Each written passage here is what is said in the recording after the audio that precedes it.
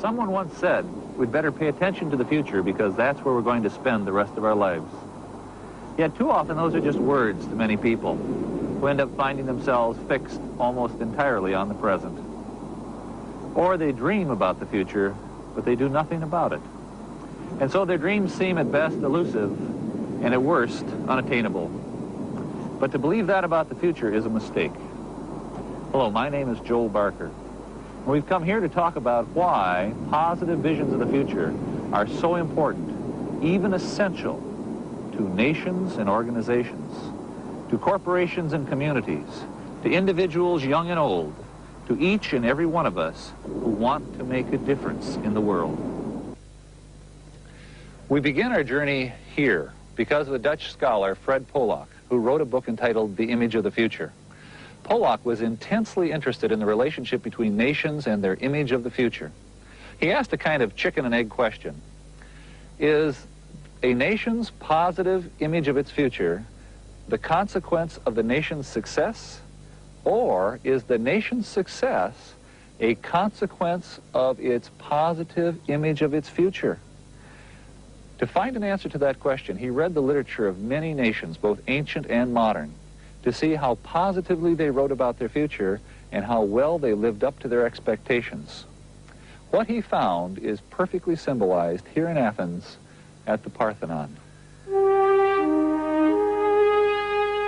The Parthenon was first a vision in the mind of the architect. So too did the Greeks envision the future of their culture. How did this all happen? Well, the Greeks began with dreams, but then they changed those dreams into something much more powerful, vision. Vision is the result of dreams in action. What Polak found in his research was that significant vision preceded significant success. In example after example, he saw the same pattern emerge. First, a compelling image of the future was offered by leaders. Then that image was shared with their community, and they agreed to support it. Then together, acting in concert, they made the vision a reality.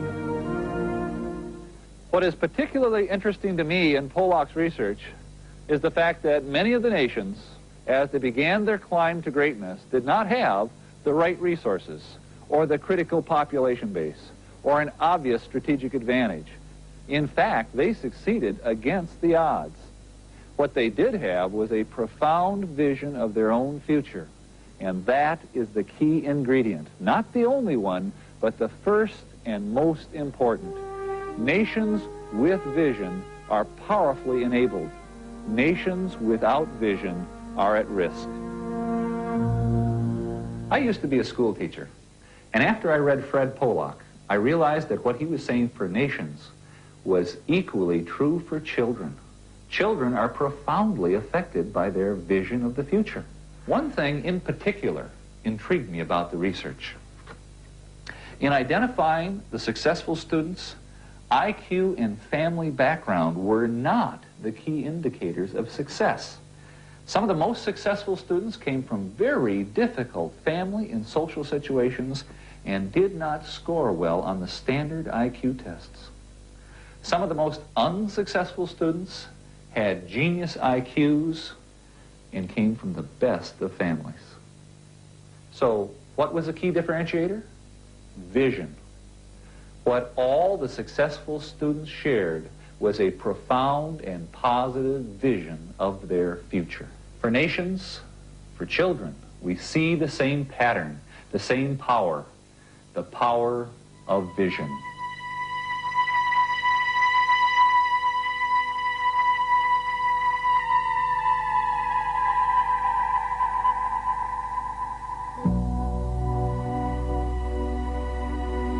This is Auschwitz. It seems a strange place to come to talk about vision. During World War II, millions of people, mostly Jews, but Poles and Russians and Gypsies too, were put to death in camps like this. The reason we have come here is to examine the importance of vision under the worst possible conditions. It was here that the third scholar who influenced me made his discoveries. His name was Viktor Frankl. He was a psychiatrist in Vienna. He had a good practice, lived the good life. He was Jewish. When World War II broke out, he was rounded up by the Nazis along with thousands of others and brought in freight cars to this hell on earth. When he arrived, Frankl set 3 goals for himself. 1, to survive. 2, to use his medical skills and help where he could. And 3, to try and learn something. Imagine that, to try and learn something amidst the Holocaust. Well, Frankl succeeded in all 3 of his goals. And after the war, he went back to Vienna and wrote his now classic book, Man's Search for Meaning, in which he illuminated what he learned. In his book, Frankl acknowledged that the majority of prisoners were executed soon after they arrived. What Frankl focused on in his writings were those who, like himself, were instead put to work under the most horrible of conditions. Millions died. Yet among those who survived, Viktor Frankl found a common thread, a trait essential to their survival. All of those who made it through had something significant yet to do in their future. Let me repeat that. All of those who made it through had something significant yet to do in their future. And here we see the pattern again, the power of a vision of the future to help overcome seemingly insurmountable odds. Frankl's message is clear. It is essential for you, for me, to have something significant yet to do, to have a positive vision of our future, because that is what gives meaning to life. Frankl wrote, "It is a peculiarity of man that he can only live by looking to the future. And this is his salvation in even the most difficult moments of his existence."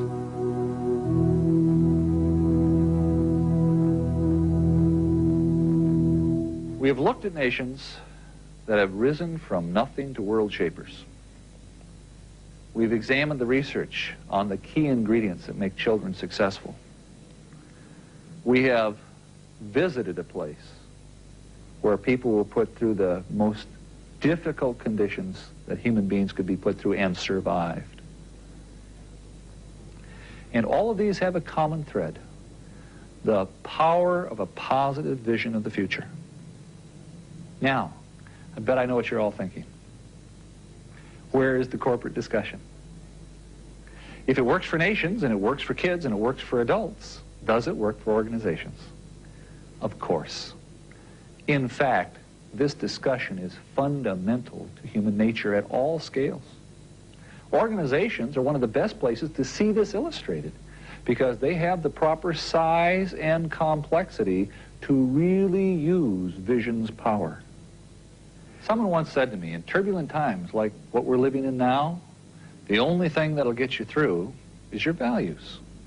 I suggested there was another way to think about that. Values are the way you measure the rightness of your direction. You see, without values, you might in fact create a vision that's immoral or unethical. Values protect you from making that mistake. But values, even though they are essential to vision, cannot give you direction. Only vision can do that. It is the role of vision to determine your destiny. There's a story I'd like to share with you. It was inspired by the writings of Loren Eiseley. Eiseley was a very special person because he combined the best of 2 cultures. He was a scientist and a poet. And from those 2 perspectives, he wrote insightfully and beautifully about our world and our role in it. Once upon a time, there was a wise man, much like Eiseley himself, who used to go to the ocean to do his writing. He had a habit of walking on the beach before he began his work. One day, he was walking along the shore. As he looked down the beach, he saw a human figure moving like a dancer.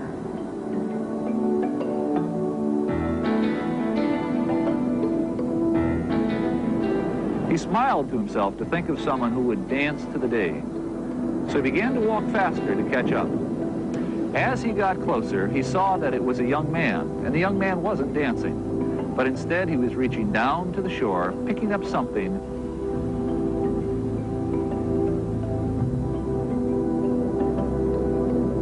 and very gently throwing it into the ocean.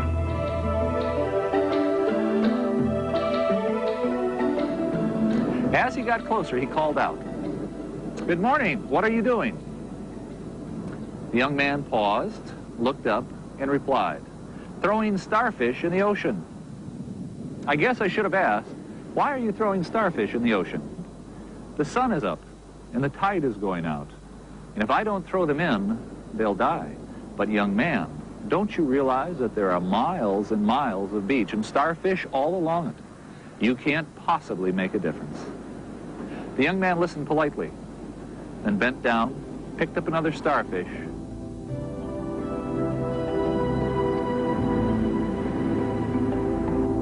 and threw it into the sea past the breaking waves.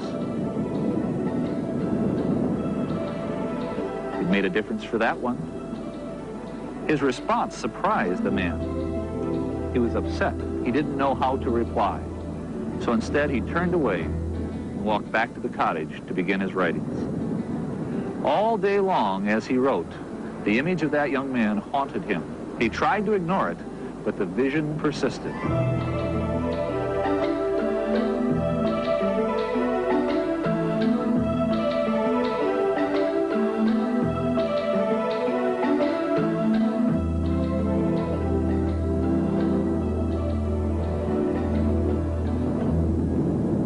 Finally, late in the afternoon, he realized that he, the scientist, he, the poet, had missed the essential nature of the young man's actions. Because he realized that what the young man was doing was choosing not to be an observer in the universe and watch it pass by, but was choosing to be an actor in the universe and make a difference. He was embarrassed.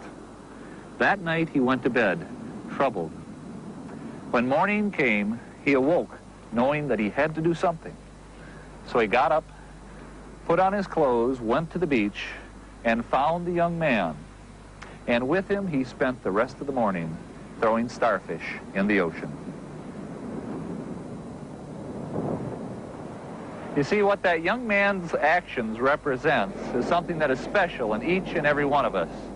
We have all been gifted with the ability to make a difference.